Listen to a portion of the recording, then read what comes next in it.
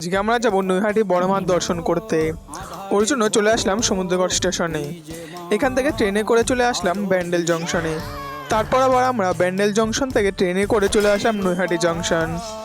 Train থেকে নেমে দেখি এখানে প্রচণ্ড ভিড়, আর এখানকার বেশিরভাগ লোকই যাচ্ছে বড়মার পুজো দিতে। তারপর 5 মিনিট হাঁটার পর ফাইনালি আমরা চলে আসলাম বড়মার মন্দিরের সামনে।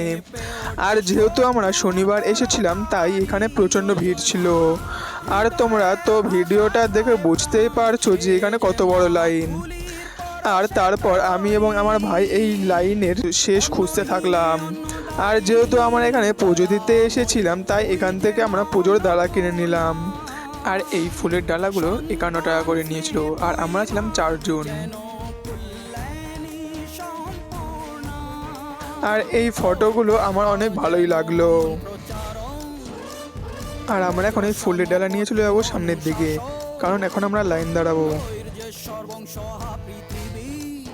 আর এই শর্টের মাধ্যমে সম্পূর্ণ ভিডিও দেখানো কখনোই সম্ভব নয়, তাই তোমাদের জন্য শীঘ্রই পার্ট 2 নিয়ে আসছি। আর এইটুকু ভিডিও ভালো লাগলে অবশ্যই চ্যানেলটিকে সাবস্ক্রাইব করবে এবং ভিডিওটিকে লাইক করবে। আজকের মতো এই পর্যন্ত, দেখা হবে তোমাদের সাথে নেক্সট ব্লগে। বাই।